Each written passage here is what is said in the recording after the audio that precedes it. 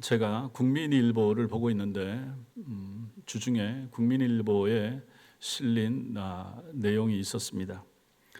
거기 국민일보 보면 안에 미션 란이 있고 그 안에 여러 가지 내용들이 나오는데 신앙 간증 그런 부분이 있었습니다. 거기를 좀 봤더니 용인 수지에 있는 지구촌 교회 이동원 목사님의 간증이 실리고 있었습니다. 제가 그 내용들은 잘 안 보는데 어떻게 하다가 보게 됐습니다. 그래서 그 내용 중에 지난 목요일자 내용에 있었던 내용입니다. 저도 잘 몰랐지만 이동원 목사님에게는 아들 둘이 있는데 미국에 사는 큰 아들이 결혼하고 얼마 지나지 않아서 소명을 느끼고 소명을 받아서 신학교에 입학을 하게 됐습니다. 그리고 영어권 사역자가 되었는데 이것을 이해하지 못한 큰 며느리가 집을 나가버렸다고 했습니다. 그 다음에 어떻게 됐는지 그 내용이 없었기 때문에 모르지만 그때부터 그 큰 아들이 정신적인 충격을 받아서 공황장애가 생겼다고 했습니다. 근데 그것이 지금까지도 계속되는 것 같아요. 그리고 둘째 아들이 있죠. 거기도 이제 아들 둘이 있는데 큰 아들이 이제 그렇게 됐고, 그 다음에 둘째 아들이 이제 한국과 미국에서 공부하고, 한국에서 이제는 한동대학교를 나오고 미국에서 또 공부해서 국제 변호사로 활동을 하던 아주 유능한 잘 나가던 아들이 있는데 이 둘째 아들이 42살 때 암이 생겼습니다. 암이 생겨서 수술을 받았는데 7개월 만에 세상을 떠났다고 합니다. 그것이 이제 2020년 10월경입니다. 아들을 화장하고 이제 천국 환송 예배를 기다리던 이 목사님에게 하나님께서 주신 말씀, 이것이 여러분과 제가 잘 아는 데살로니가전서 5장 18절 말씀이 되는 것입니다. 우리 같이 읽겠습니다. 시작. 범사에 감사하라. 이것이 그리스도 예수 안에서 너희를 향하신 하나님의 뜻이니라. 그러니까 여러분 생각해 보십시오. 큰 아들도 공황장애가 있고 며느리는 나가버린 상태고 작은 아들이 세상을 떠났어요. 그리고 장례 예배를 기다리고 있는데 하나님이 그 마음에 떠올려 주시는 생각이 이 하나님 말씀이더라 하는 것입니다. 여러분, 이런 하나님이 이해가 되십니까? 여러분도 아시겠지만은 우리가 가장 아프고 가장 힘들고 가장 고통스러울 때가 언제입니까? 내 가정에 문제가 생겼을 때, 가족들이 아플 때, 가족들이 고통을 당할 때, 가정에 만약에 상을 당했을 때, 가장 가까운 사람을 잃었을 때, 그것은 말로 표현 못합니다. 비슷한 경험을 했던 사람들만 어느 정도 이해를 할 수 있을 뿐이고 또 사람들마다 각기 상황이 다르지 않습니까? 그래서 이동원 목사님, 그 한국에서 제일 유명하시고 설교도 잘하시고 교회도 미국에서도 성공적으로 하셨고 한국에서도 큰 목회를 하셔서 참 겉으로 봤을 때 모든 목사들의 표상이 되고 부러울 것이 없는 그런 목사님인 줄로 알았는데 가정에 이러한 어려움이 있었다 하는 것을 저는 지난 이제 목요일 날 그 신문을 읽다가 알게 된 거죠. 이런 큰 아픔이 있으셨구나. 그런데 우리 하나님께서는 그 목사님에게 범사에 감사하라라는 말씀을 주시더라 하는 것입니다. 그리스도 예수 안에서 너희를 향하신 하나님의 뜻이니라. 야, 우리 하나님 생사화복을 주관하시는 분이 하나님 아니십니까? 병든 것도 어쨌든 하나님께서 허락하신 것이고 아들이 세상을 떠났다. 그것도 생명을 취하시는 분이 하나님이시니 그 젊은 20대 잘 나가는 유능한 아들, 신실한 집사로 교회를 잘 섬기던 그 아들의 생명을 하나님이 거두어 가셨다. 그 이해될 사람, 그 부모, 아빠, 엄마 얼마나 되겠습니까? 그런데 하나님께서는 그 장례 예배를 기다리는 그 아버지에게 범사에 감사하라. 이것이 너희를 향한 예수님의 뜻이라 라고 말씀하시니 어떻게 보면 좀 잔인하지 않습니까? 근데 하나님은 이렇게 하시더라 하는 것이죠. 여러분들 중에도 감사하지 못할 환경을 지나오신 분도 계시고 혹시 지금도 그런 어려움이 있으신 분도 있으실 것이고 앞으로도 그런 큰 어려움을 겪을 분들이 분명히 우리에게 있다 하는 것입니다. 이러한 때 우리는 이 말씀을 받는 거죠. 추수감사절이기도 하지만은 하나님이 우리에게, 우리 신자들에게, 우리 성도들에게 요구하시는 것은 감사라. 범사에 감사하라. 이것이 우리 주님의 뜻이라. 주님이 이렇게 말씀하신다 하는 것입니다. 여기에 대하여 누가 아니요, 아닙니다, 내 형편 모르세요? 라고 누가 말할 수 있겠는가 하는 것이죠. 여기서 우리는 기독교 신앙의 위대함을 발견하게 되는 것입니다. 이야, 이게 기독교 신앙이라는 것이, 예수 믿는다는 것이 여기에 있구나. 어떻게 보면 너무 잔인하신데 그러한 사람을 향하여, 그러한 아빠를 향하여 감사하라. 그래도 감사하라 라고 말씀하시는 분이 우리 주님이시라는 것입니다. 소화하기 힘들었지만 믿음으로 받으니까 감사가 나오더라 라고 목사님이 고백하고 있습니다. 종교개혁자 마틴 루터는 신자와 불신자를 구별하는 기준은 감사의 유무라고 했습니다. 감사가 있느냐 없느냐, 신자와 불신자 가장 확실하게 기본적으로 가를 수 있는 거, 감사가 있느냐 없느냐라는 것이죠. 바울은 로마서 1장 21절에서 모든 이방인들의 중요한 특징 중에 하나가 하나님을 향한 감사가 없는 것, 이렇게 설명합니다.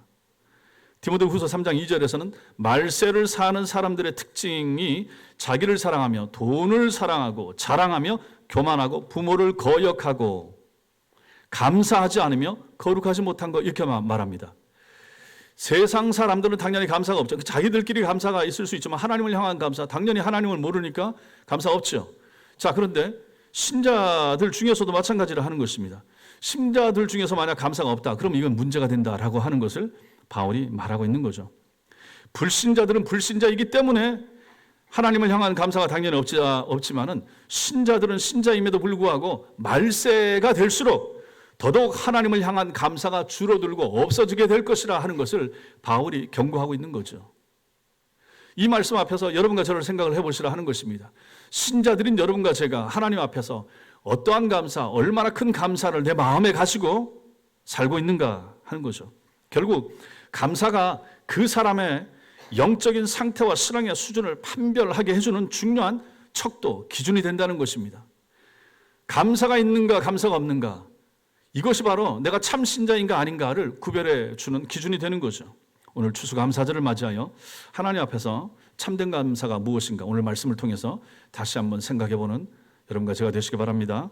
먼저 읽었던 이 누가복음 말씀에서 바리새인의 감사를 볼 수가 있습니다. 누가복음 18장 11절 이하에서는 성전에 기도하러 올라가는 두 사람의 모습이 나옵니다.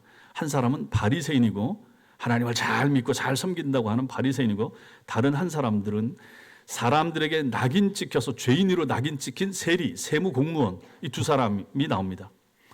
바리새인이 감사한 내용을 보십시오. 그가 감사한 내용이 무엇입니까? 그의 감사의 이유가 무엇입니까? 바리새인은 자신은 사기꾼이나 불의한 사람이나 간음하는 사람과 같지 않은 것 감사합니다, 이렇게 감사합니다. 그리고 또 뭐라고 합니까?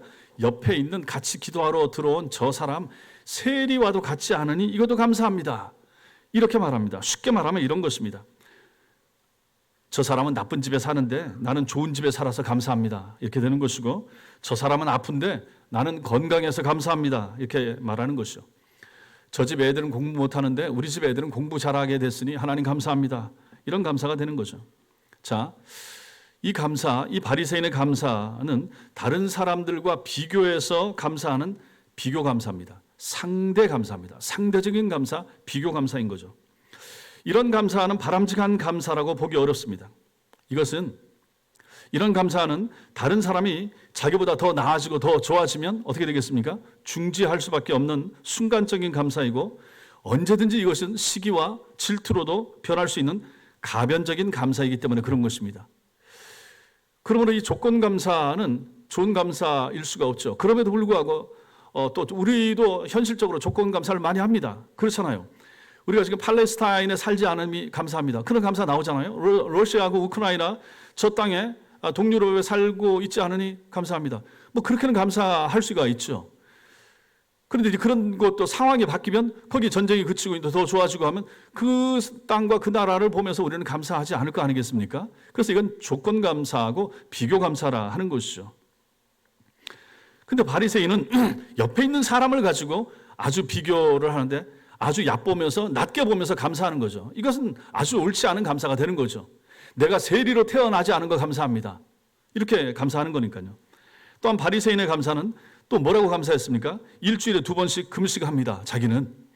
그리고 소득의 11조를 잘 드리고 있습니다. 종교적인 의로움과 업적을 나타내고 은근히 과시하는 그러한 감사, 과시적인 감사가 되는 것입니다.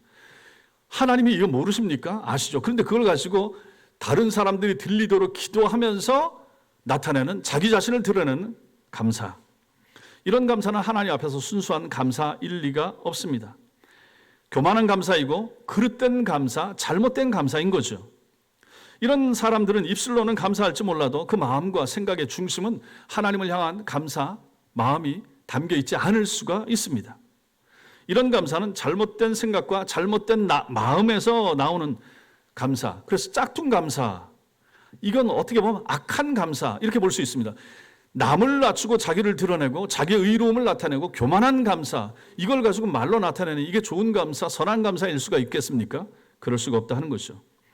결국 감사라고 해서 다 감사가 아니며 가짜 감사가 있을 수가 있고 짝퉁 감사가 있을 수 있는 것입니다. 이런 감사는 해로운 감사가 될 것이고 악하고 나쁜 감사가 될 것입니다. 참된 감사는 다른 사람과 자기를 비교해서 하는 그러한 비교 감사나 스스로 자기를 의롭다고 여기고 높이고 내세우는 그러한 교만한 감사가 절대 될 수가 없는 것입니다. 그런 감사에는 하나님은 없고 자기 자신만 있기 때문입니다. 그러므로 이러한 상황에서 이러한 모습 가운데서 이러한 바리새인의 감사를 보면서 여러분들의 모습을 한번 생각을 해보십시오. 나는 어떻게 감사하고 있는가? 여러분, 그렇다면 이 바리새인의 모습과 비교해서 우리는 어떤 감사를 해야 되겠습니까? 상시 감사, 이게 범사 감사죠. 항상 하는 감사. 조건 보고 휘둘리는 감사가 아니고 조건이 안 좋아도 오히려 그 안 좋은 환경과 상황 가운데서 하나님 감사합니다. 내가 지금은 모르지만, 지금은 아프지만, 지금은 고통스럽지만 하나님이 허락하신 이유가 분명히 있을 것이고 더 낫게 해주시고 결국은 합력하여 합심하여 선을 이루게 해주실 것을 믿고 감사합니다. 이런 감사가 우리에게 있어야 되는 것이죠. 그러므로 여러분과 저는 이러한 바른 감사를 하는 사람이 되는 것이 필요하다 하는 것을 여기서 보게 됩니다. 두 번째로 우리는 오늘 말씀에서 성도 감사의 기초는 무엇인가를 생각해야 됩니다. 그러면 우리가 감사하는 그 기초는 무엇이어야 하는가? 어떤 감사가 진정한 감사인가? 골로새서 2장 6절과 7절이 우리에게 그것을 보여주는데 6절 말씀, 6절만 다시 같이 읽겠습니다. 시작. 그러므로 너희가 그 안에서 행하되, 보십시오. 참된 감사는 그리스도 예수를 주님으로 받은 것이 기초가 되어야 됩니다. 그리스도인은 그리스도 예수를 주로 받은 사람들입니다. 예수가 주님입니다. 예수가 나의 주인입니다. 고백하는 사람들이죠. 여기서 받는다라고 하는 것, 그리스도 예수를 주로 받았으니 받는다라고 하는 것은 문법에 보면 이게 뭡니까? 수동입니다. 능동이 아니라 수동이죠. 내가 받는 거니까. 능동은 내가 주는 것이고 외부에서 내게 주어진 것입니다. 내 탐구, 내 사색, 내 생각, 내 판단, 내 결정으로 예수를 주님으로 여러분과 제가 믿은 것이 아니라 하나님의 은혜로 예수님을 주로 받은 것입니다. 믿으시기 바랍니다. 우리가 내 발로 교회를 나왔어요.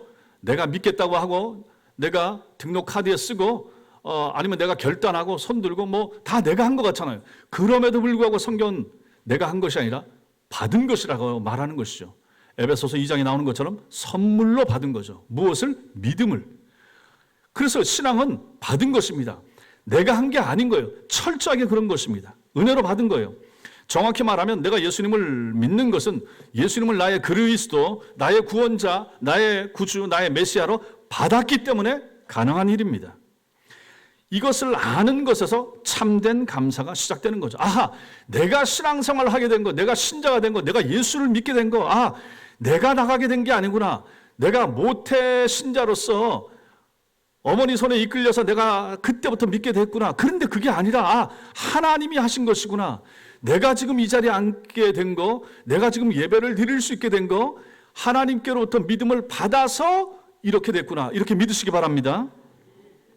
구원이 내게서 나지 않았고 성부 하나님의 섭리 가운데 성령님의 은혜로 예수님을 통해서 구원이 여러분과 저에게 주어진 것입니다. 이렇게 우리는 그리스도 예수를 주로 받았습니다.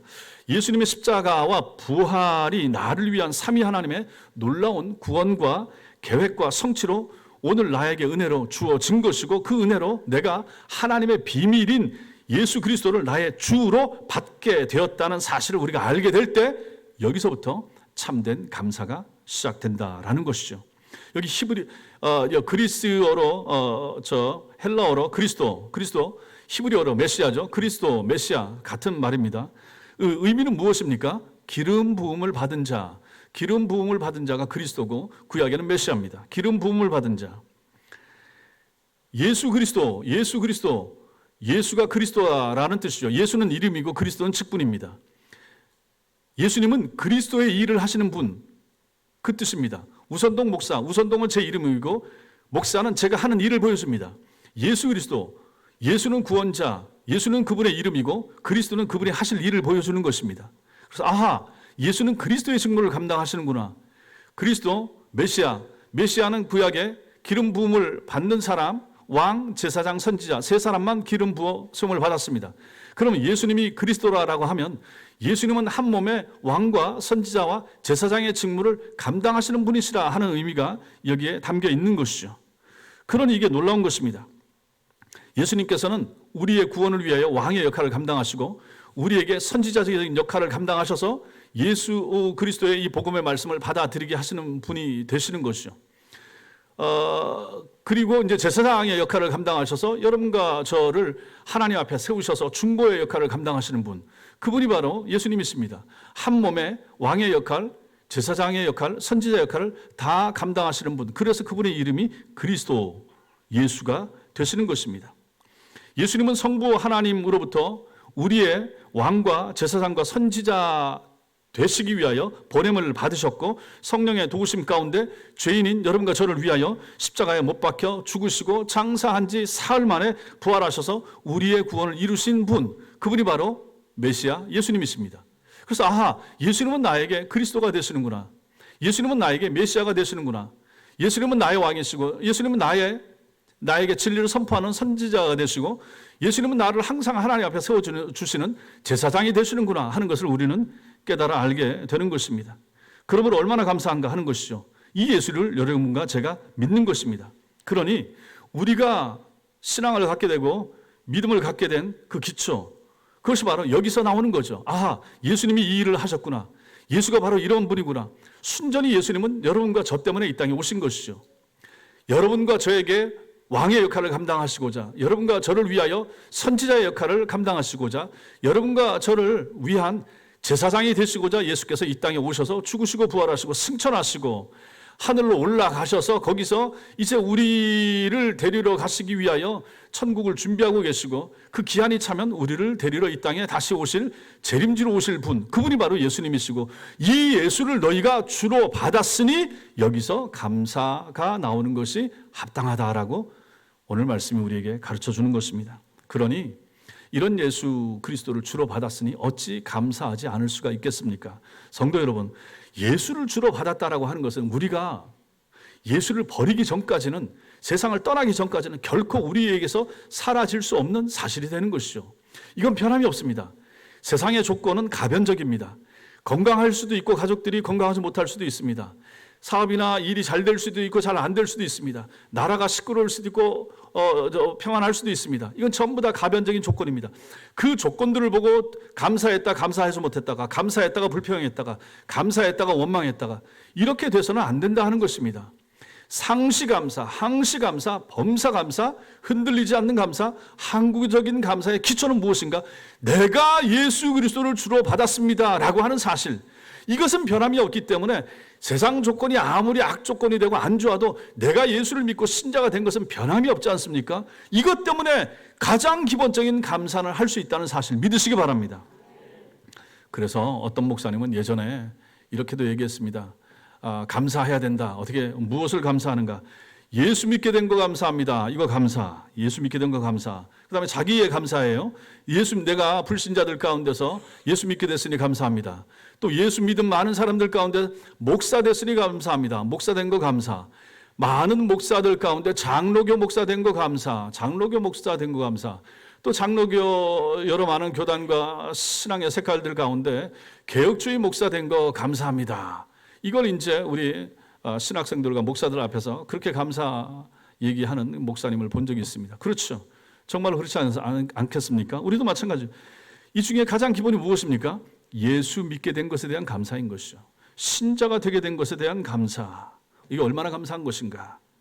세 번째로 우리가 오늘 말씀에서 보는 것은, 그럼 우리는 이 감사를 어떻게 해야 되는가? 풍성하게 해야 된다.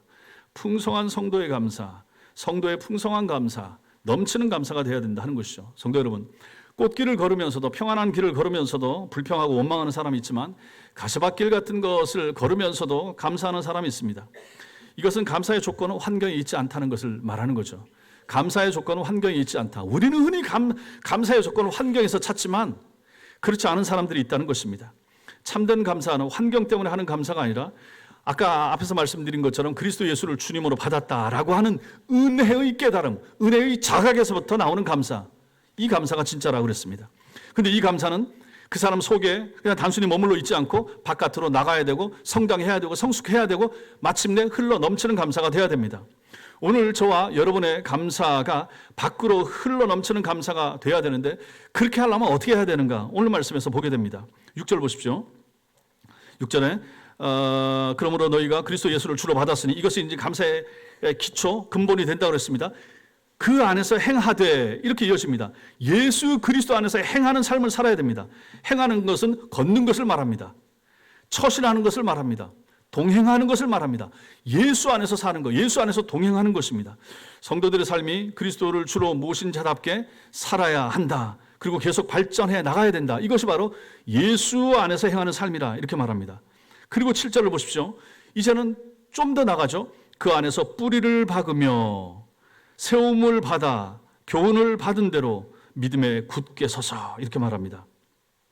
바울은 여기서 그리스도 예수를 주로 고백한 자가 일상의 삶 속에서 성도로서 행해야 될 구체적인 삶의 모습을 설명을 하는데, 중요한 것이 있습니다. 여기 보세요. 뿌리를 박으며 세움을 받아 교훈을 받은 대로. 여기 보면 뿌리를 박는 거, 세움을 받는 거, 교훈을 받는 거, 그리고 믿음에 굳게 서는 거, 이게 전부 다 문법적으로 수동태로 쓰이고 있다는 사실입니다. 내가 하는 것 같고 우리가 하는 것 같은데, 원어 성경에 보면 이거 전부 다 수동태로 쓰인 건 뭡니까? 외부에서 주는 힘에 의해서 이 일을 하게 된다는 것이죠. 우리는 이것을 가지고 성령이 우리를 이렇게 하게 하신다, 이렇게 설명을 하는 거죠. 예수님 안에 뿌리를 박게 하시는 분이 누구십니까? 성령이십니다. 예수 그리스도 위에 세워지게 하시는 분이 누구십니까? 성령이 하시는 거죠. 목사를 통하여, 성경 말씀을 통하여 교훈을 받도록 하시는 분이 누구십니까? 성령이 하시는 거예요. 믿음에 굳게 내가 서는 것 같은데 결국은 믿음에 굳게 세워지게 되는 것이 누가 하는 일입니까? 성령께서 하시는 일이 되는 거죠. 이 모두가 다 수동태로 되는 거예요. 내가 하는 게 아니라 성령께서 우리의 삶 속에 들어오셔서 그 일을 하시더라 하는 것입니다. 얼마나 감사한가. 자, 그런데 그 뒤에 나오는 중요한 단어가 또 나오죠. 뭡니까? 감사함을 넘치게 하라. 감사함을 넘치게 하라. 넘치게 하다. 이 동사가 헬라어로 페리슈오인데 능동태로 나옵니다. 여긴 능동태입니다. 앞에는 네 개는 다 수동태로 나오고 여기는 능동태. 이것을 다 받은 사람이 해야 될 감사는 누가 하는 것입니까? 내가 하는 거예요. 우리가 하는 거예요. 이게 얼마나 놀라운 일입니까? 예수 그리스도를 알게 되고 믿게 되고 뿌리를 박은 거, 세움을 받게 된 거, 그 진리의 말씀 교훈을 받는 거, 믿음에 굳게 서는 거, 서야지게 된 거, 전부 다 하나님이 성령을 통해서 우리 삶 가운데 하시는 일입니다. 자, 이런 놀라운 은혜를 받아서 신자가 되어서 믿음 생활을 하고 예배 드리러 이 자리에 앉아 있는 우리가 해야 될 것이 뭡니까? 우리가 해야 될 게 뭡니까? 감사를 넘치게 하는 것입니다. 믿으시기 바랍니다. 감사하시라 하는 것이죠. 결국 우리는 그리스도 예수 안에만 있어야 하고 그때 참된 감사를 하게 되는 것입니다. 그렇지 않고 여러분과 제가 그리스도 예수 밖에 있으면, 밖으로 나가게 되면 우리도 얼마든지 바리새인처럼 감사하든지 아니면 감사 없이 사는 사람이 될 것입니다. 교회는 그래서 부지런히 만세와 만대로부터 감추어졌던 비밀의 영광이신 예수 그리스도를 전하여 각 사람을 그리스도 안에서 완전한 자로 세워 나가는 곳입니다. 교회가 하는 일이 그 일입니다. 말씀을 가르치는 곳입니다. 아이들에게 말씀을 외우게 하고 성도들이 말씀을 외우게 하고 그 말씀이 우리의 영혼 속에 뿌리가 박혀서 어떠한 환난 풍파가 와도 그 말씀에 의지해서 닻을 내렸기 때문에 흔들림 없이 살 수 있도록 만들어주는 곳, 그것이 바로 교회인 것입니다. 그러니 성도 여러분, 교회에 와서 다른 친교도 하시고 여러 가지 많은 것들을 하셔야 되지만 가장 중요한 것은 바른 말씀을 바르게 잘 듣는 것입니다. 그래서 예배가 중요한 것이고 설교가 중요한 것이고 목사는 그런 차원에서 굉장히 중요한 사람이 되는 것이죠. 설교를 바르게 잘 해야 되니까요. 잘못하게 돼서 잘못 듣게 되고 잘못 살게 되면 그 모든 책임, 그것은 바로 소경이 소경을 인도하는 그러한 책임을 목사가 지게 되는 것이기 때문에 이 땅의 목사는 그런 차원에서 중요한 것입니다. 바르게 만약에 말씀이 선포되고 증거된다면 그것을 잘 듣고 소화시켜서 그 말씀에 거하는 삶을 살아야 될 책임, 그것은 바로 성도들에게 주어지게 되는 것입니다. 교회는 이렇게 부지런히 말씀을 가르쳐야 됩니다. 그리스도 예수를 전하고 가르치고 배우지 않으면 교인들도 금방 세상 사람들의 이 철학과 헛된 속임수에 사로잡혀서 사람들의 전통과 세상의 초등학문을 따를 수 있게 되기 때문에 그렇습니다. 그래서 바울이 골로새 교회 교인들에게 그것을 경고하고자 골로새서를 쓴 것입니다. 종교 개혁이 일어나기 전에 로마 가톨릭의 모습이 그랬습니다. 여러분들이 아시는 대로 또 여러분들 중에는 유럽 여행을 가셔서 많이 다녀보신 분들이 있으시죠. 거기에 얼마나 큰 성들이 있고 화려한 성당들이 얼마나 많이 있습니까? 거대한 성당이 저마다 하늘 높이 걸린 그 첨탑을 높이면서 그 위용을 자랑하고 있고 화려하고 그 안에 들어가 보면 웅장한 조각상들이 있고 얼마나 아름답고 탁월한 그러한 그림들이, 사진들이 그 안에 또 그 벽면에 붙여져 있고 장식을 하고 있습니까? 그런 성당 한번 모습을 볼까요? 노틀담 대성당.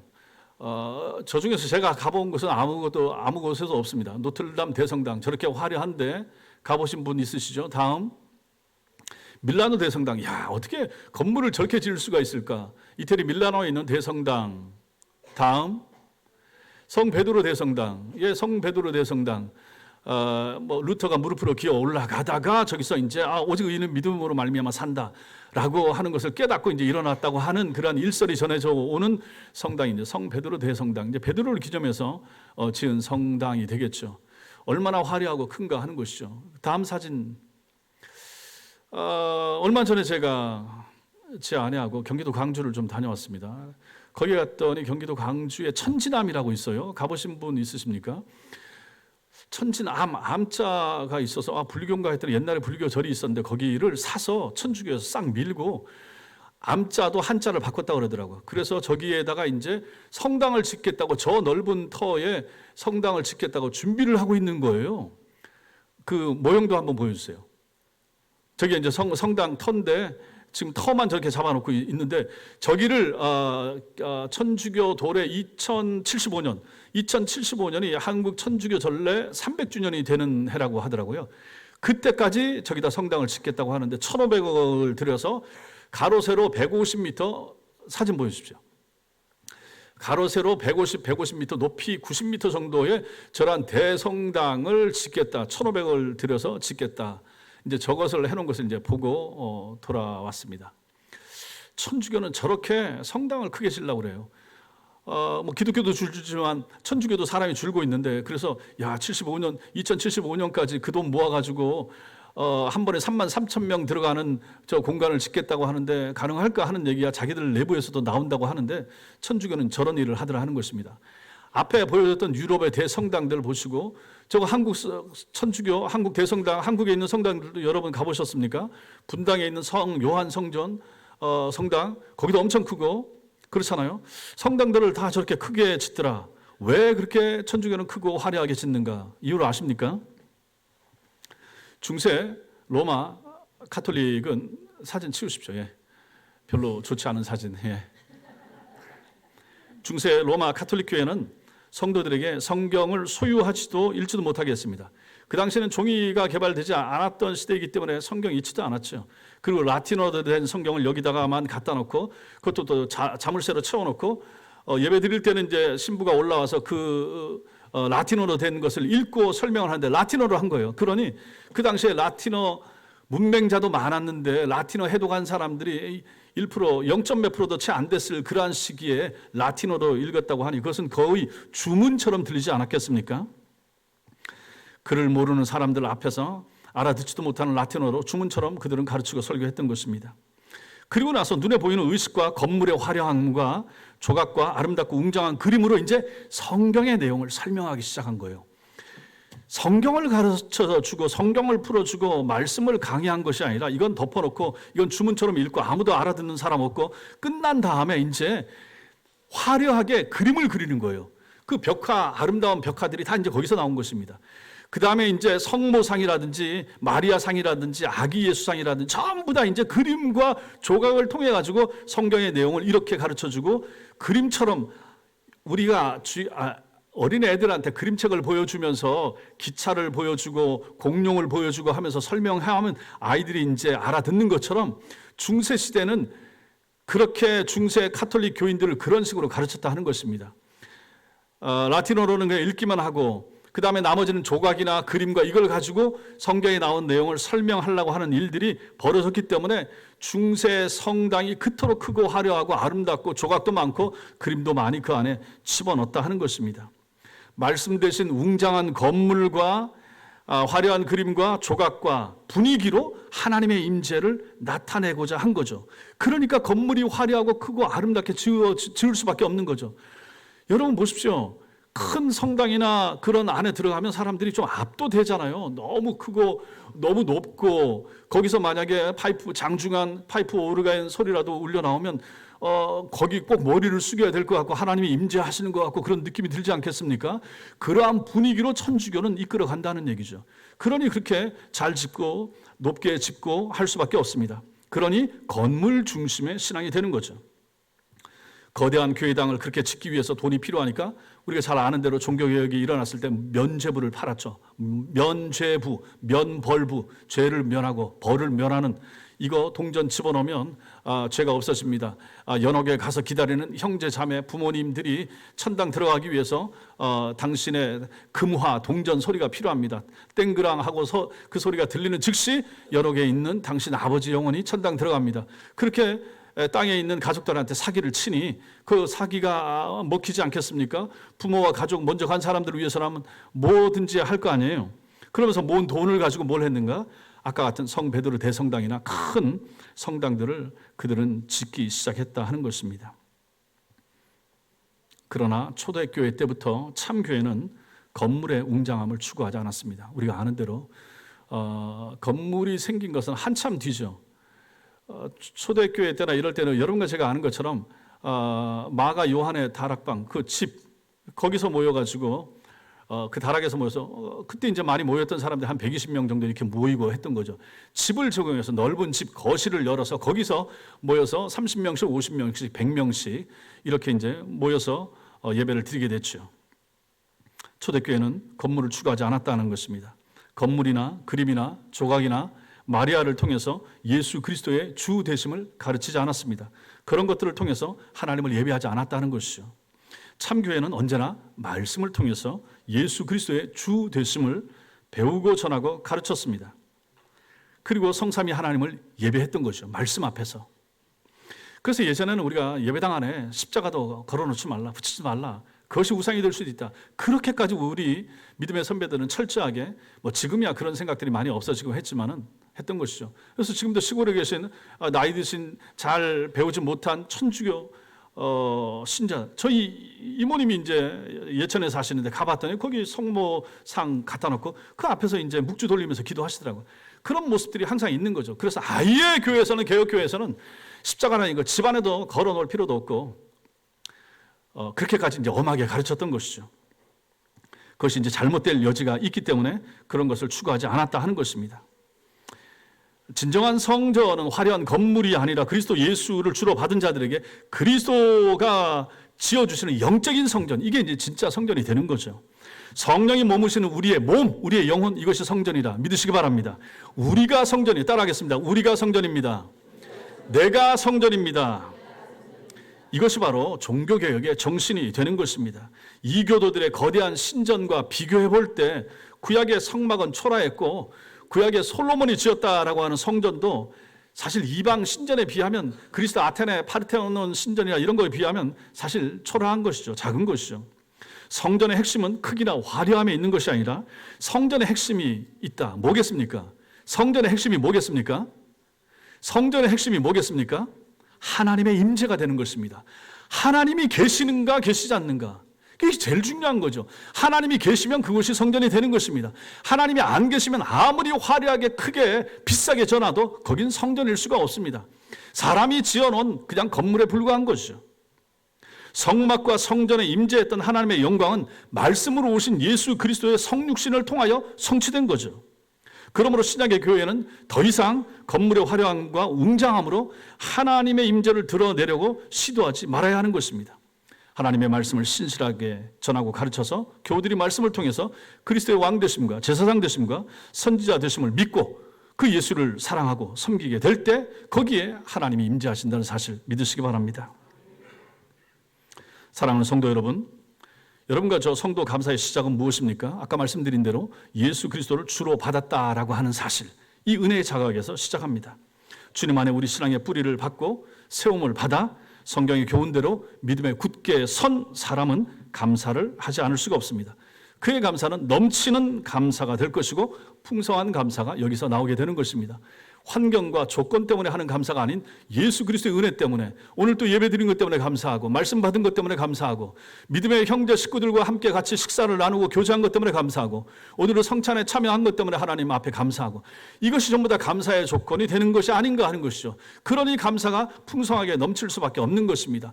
환경과 조건을 생각하면 이것이 좋을 때는 감사가 되지만 안 좋고 어려울 때는 감사 못하게 되지 않겠습니까?